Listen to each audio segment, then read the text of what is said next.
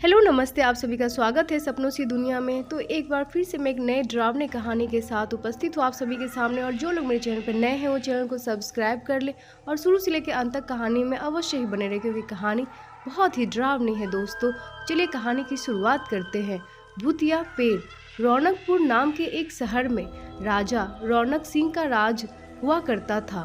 वो हमेशा अपनी प्रजा के हित में कार्य किया करते थे। वहाँ की प्रजा बहुत खुश रहती थी।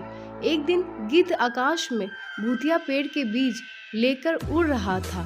जैसे ही गिद्ध रौनकपुर पहुंचा तो उसके मुंह से एकदम बीज रौनकपुर के बीचों बीच गिर गया। बीज भूतिया था, इसीलिए अगले ही दिन वो पौधा बन गया। वहाँ के स्थानीय निवासियों ने जब पौधे को देखा तो हैरान रह गया, क्योंकि पौधे का रंग काला था। बाद में लोगों ने आपस में चर्चा की और यह समझा कि खेत में उगने वाला कोई घास पात या वनस्पति होगी। दूसरे दिन वो पौधा काफी बड़ा हो गया। लोगों को और ज्यादा दुविधा हुई कि एक ही दिन में ये पौधा इतना बड़ा कैसे हो गया। होते होते वो पौधा तीसरे दिन पेड़ बन गया। समय बीतता और लोग भी तेजी से बढ़ने वाले पौधे के बारे में सोच सोचकर परेशान हो रहे थे। वो इस मामले को राजा के पास लेकर गए। ऐसे ही जादू पौधे का पता चलते ही राजा तुरंत उस जगह पर पहुंच गए। राजा को जैसे ही पता चला कि एक काले रंग का पौधा 3 दिन में पेड़ बन गया है, तो वो भी उस पेड़ को हैरानी से देखने लगे। राजा उस पेड़ के पास चौथे दिन पहुंचे थे और तब तक पेड़ और बड़ा हो चुका था। वो इतनी तेजी से फैला था कि किसी को यकीन ही नहीं हो रहा था। राजा समझ गए थे कि पेड़ का रंग काला है, इसमें जरूर कुछ जादू टोना होगा। इसी सोच के साथ राजा ने घोषणा कर दी कि जो भी इस पेड़ को खत्म करेगा उसे वो इनाम के तौर पर 1000 सोने के सिक्के देंगे। यही नहीं, राजा ने यहाँ तक कहा कि पेड़ को खत्म करने वाला व्यक्ति मेरी मृत्यु के बाद मेरी राजगद्दी पाने का हकदार भी बनेगा।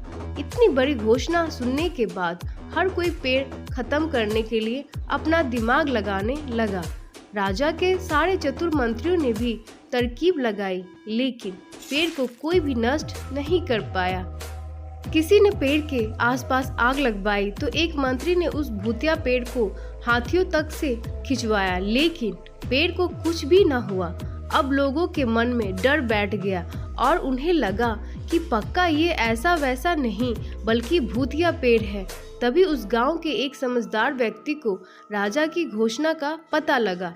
जानकारी मिलते ही वो अपने गुरु के पास भूतिया पेड़ से जुड़े रहस्यों को जानने के लिए पहुंच गया। गुरुजी ने अपनी ध्यान की शक्ति को एकत्र करके देखा और उससे पूछा, क्या तुम पेड़ को खत्म करना चाहते हो? समझदार व्यक्ति ने जवाब दिया, हाँ गुरुजी।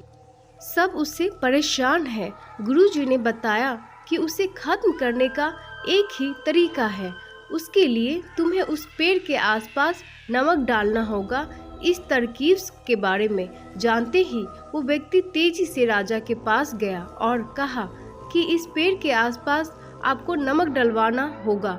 ऐसा करने पर ही ये पेड़ खत्म होगा। राजा ने अपने सैनिकों को ठीक ऐसे ही करने को कहा।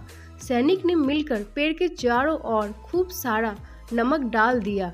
नमक डालने के एक दिन बाद ही पेड़ का आकार कुछ कम हुआ। होते होते 5वें दिन तक पेड़ एकदम छोटा हो गया। उसके बाद गलकर वो गायब ही हो गया। उस व्यक्ति की तरकीब काम कर गई और राजा ने खुशी होकर उसे इनाम की 1000 सोने की मोहर पहले ही दे दी। उसके बाद एक पत्र दिया जिसमें लिखा था कि वो राजा के मरने के बाद उनकी गद्दी को संभालेगा। वो समझदार व्यक्ति खुश होकर अपने घर चला गया। कहानी से सीख, ऐसी कोई मुसीबत नहीं होती जिसका समाधान ना किया जा सके। जरूरत है तो बस धैर्य और समझदारी की।